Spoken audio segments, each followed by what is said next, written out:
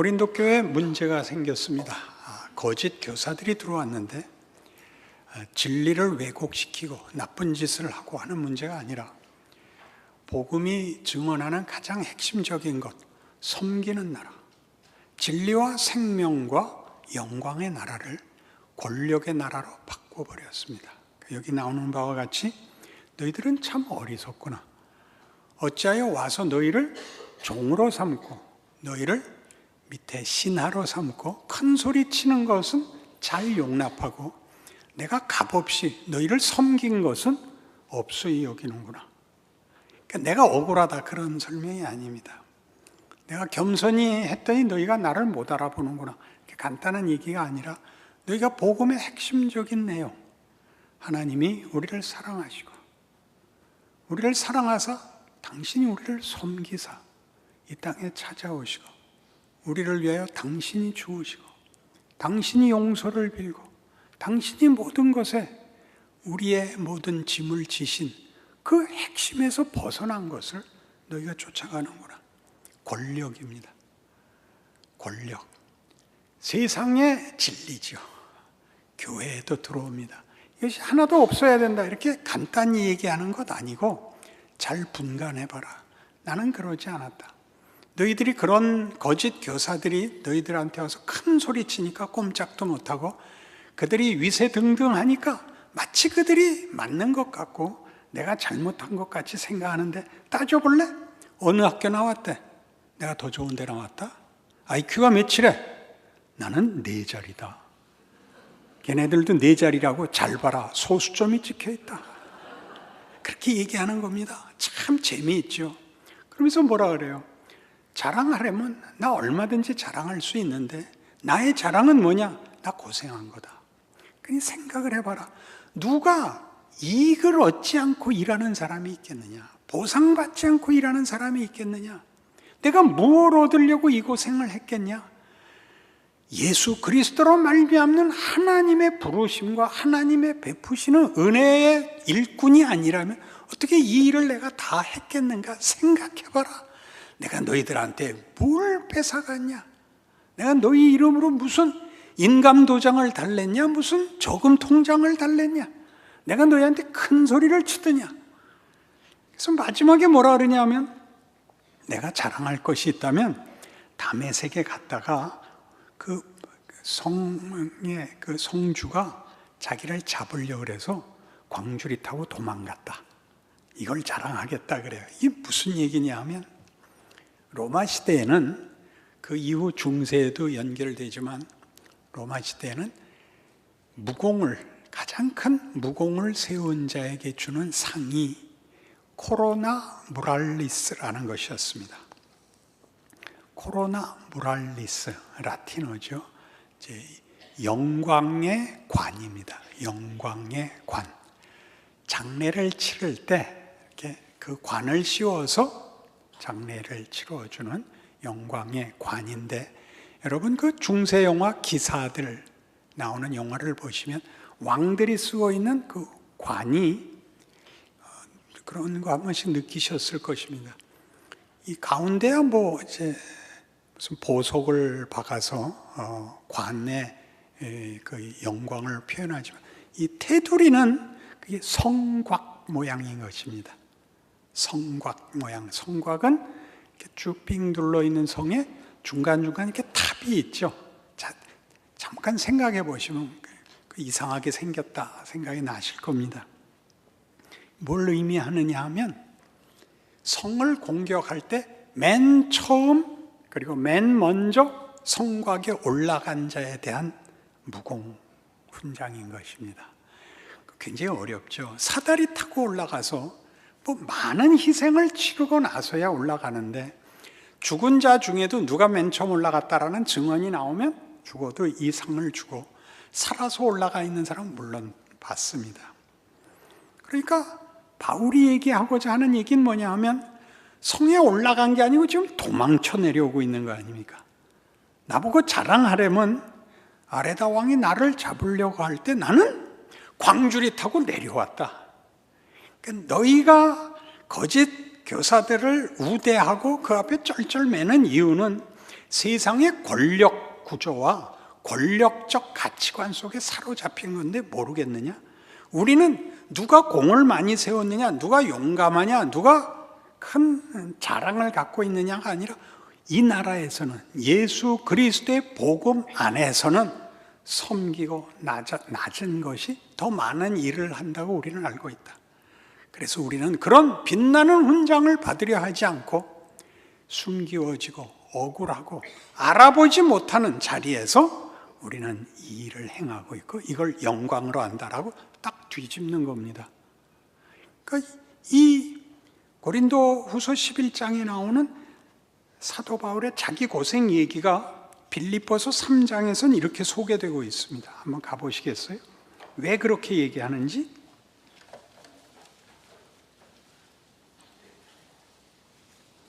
빌립보서 3장 4절. 그러나 나도 육체를 신뢰할 만하며 만일 누구든지 다른 이가 육체를 신뢰할 것이 있는 줄로 생각하면 나는 더욱 그러하리니 나는 8일 만에 할례를 받고 이스라엘 족속이요 베냐민 지파요 히브리인 중에 히브리인이요 율법으로는 바리새인이요 열심으로는 교회를 박해하고 율법의 의료는 흠이 없는 자라. 그러나 무엇이든지 내게 유익하던 것을 내가 그리스도를 위하여 다 해로 여길 뿐더러 또한 모든 것을 해로 여김은 내 주 그리스도 예수를 아는 지식이 가장 고상하기 때문이라. 내가 그를 위하여 모든 것을 잃어버리고 배설물로 여김은 그리스도를 얻고 그 안에서 발견되려 함이니 내가 가진 의는 율법에서 난 것이 아니요 오직 그리스도를 믿음으로 말미암은 것이니 곧 믿음으로 하나님께로부터 난 의라. 내가 그리스도와 그 부활의 권능과 그 고난의 참여함을 알고자 하여 그의 죽으심을 본받아 어떻게 해서든지 죽은 자 가운데서 부활에 이르려 하느니 내가 이미 얻었다 함도 아니요 온전히 이루었다 함도 아니라 오직 내가 그리스도 예수께 잡힌 바 된 그것을 잡으려고 달려가노라. 그리스도의 의, 그리스도 안에서 우리에게 준 하나님의 의, 이 의라는 것을 정의, 옳은 것, 그 다음에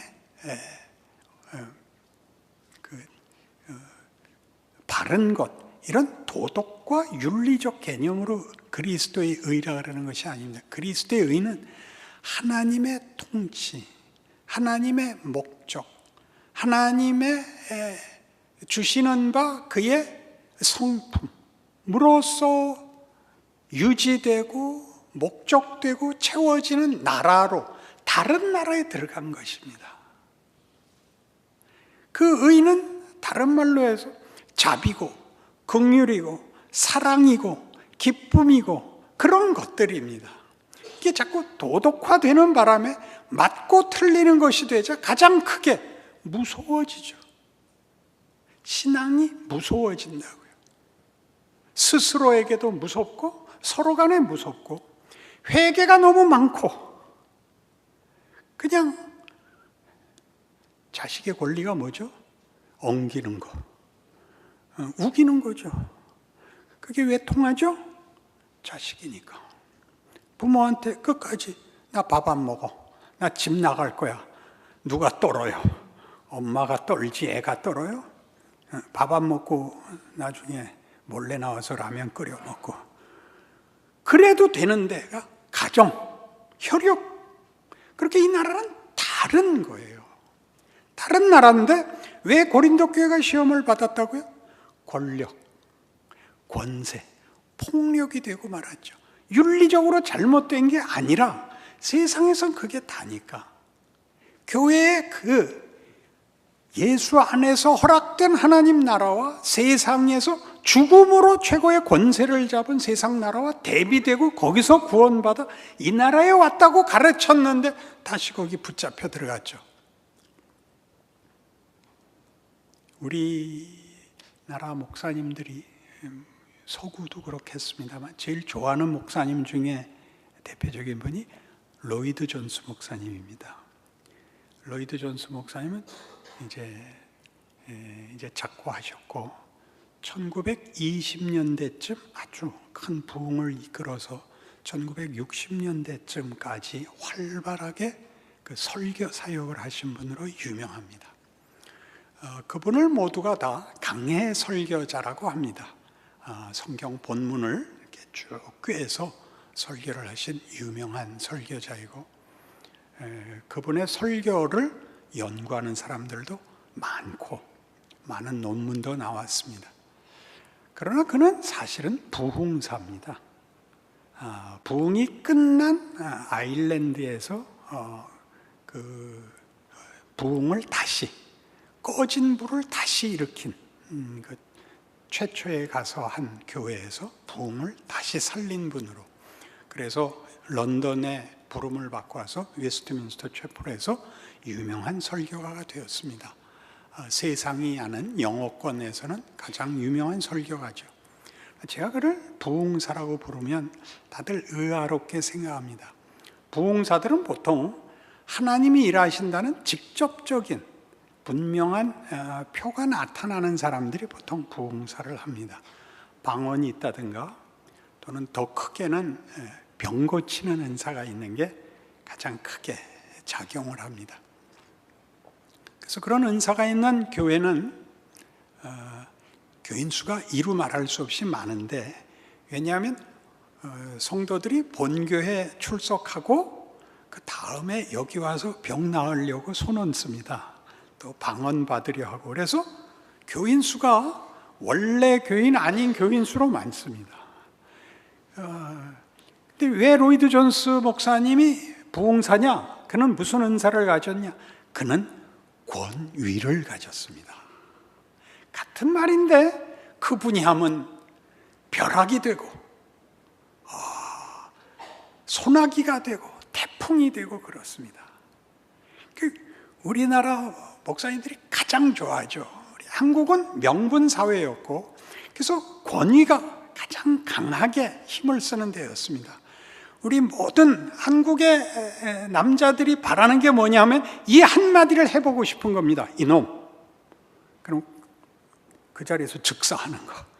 어디나 지금 우리 뿌리로 우리 사회 전반에 누구나 다 고성을 바라고 눈을 부릅뜨고 다 맨 밑에 근거가 우리 한국 사회, 한국 역사와 민족 정신의 그 유산이 이 권위입니다. 그러나 권위와 권력은 다릅니다. 권위는 용서가 있고 따뜻하고 고맙고, 권력은 공포를 불러일으킵니다.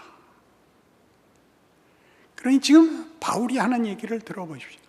너희가 하도 권력 하니까 나도 얘기하마. 너희가 가진 조건 중에 내가 너희보다 부족할 것이 없다. 그러나 나는 공포로 가지 않는다. 나는 공포로 가지 않는다. 내가 가장 걱정하는 게 뭐냐? 너희 중에 누가 약하면 내가 약하지 않냐면, 누가 고난을 받으면 내가 걱정하지 않느냐? 이것이 기독교입니다. 교회 공동체는 기독교 시작 이래 역사상 한 번도 완벽한 교회는 세워진 적이 없다. 교회 사가들의 증언입니다. 왜 그럴까요? 언제나 초신자가 있으니까. 신앙이 앞선 자가 있고 뒤에 온 자가 있고 헷갈리는 사람이 있는 거죠. 그걸 어떻게 싸매고 가느냐? 그러니까 우리의 실력이고 본무이지 무서운 것이 아니라는 것이죠. 이런 것들은 그래서 우리에게 이 다른 세상에 관한 것을 성경이 어떤 식으로 우리에게 항복시키느냐, 만들어내느냐 하는 데 있어서 우리 좀 이해를 필요로 합니다. 시편 62편으로 가보십시다. 여러분하고 저하고 교독합시다. 시편 61편 첫 절에서 끝절까지 봅니다. 나의 영혼이 잠잠히 하나님만 바라며 나의 구원이 그에게서 나오는도다.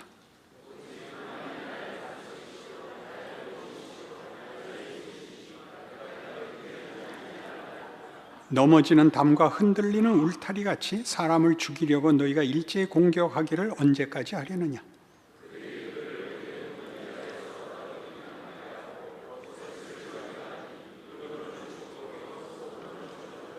나의 영혼아 잠잠히 하나님만 바라라. 무릇 나의 소망이 그로부터 나오는도다.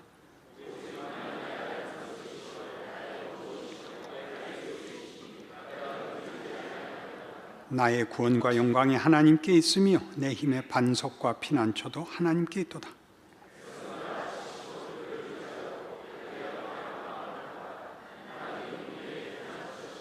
아 슬프도다. 사람은 입김이며 인생도 속임수이니 저울에 달면 그들은 입김보다 가벼우리로다.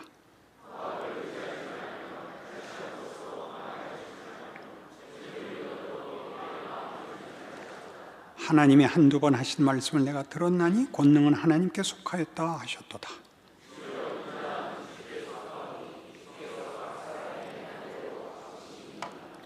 다윗의 시입니다. 압살롬의 반역으로 피난 다닐 때 지은 시로 이해된 시입니다. 그는 정말 그의 평생에 말할 수 없는 고생을 한 사람이죠. 다윗 그러면 이스라엘 역사상 최고의 왕이요, 또 예수님의 선조로, 족보상 선조로 기록된 아브라함과 다윗의 자손, 이렇게 소개되는 이스라엘 백성들에겐 특별한 위인인 것입니다. 그러나 그는 잘한 것이 골리앗 물리친 거하고 사울 왕 죽이지 않은 것뿐이고 그 다음부터는 고생만 합니다. 밧세바 사건이 있고 압살롬이 반역하고 아도니아가 반역을 합니다. 압살롬에게 쫓기면서, 아도니아에게 쫓기면서 그는 다만 하나의 반역과 배신을 당한 것이 아니라 그는 밧세바 사건 때문에 평생 낯을 들고 다니지 못했을 겁니다. 그러니 압살롬이나 아도니아가 아들로서 반역을 일으켰을 때 거기 붙은 사람들이 마음 한구석에 다윗은 자격이 없어 하는 것들이 큰 역할을 했겠죠. 그리고 다윗이 아버지지만 왕할 체면이 없다, 자식들이 그렇게 생각을 했죠. 압살롬의 경우는 그게 심했습니다. 이 모든 고난을 다윗은 감수합니다.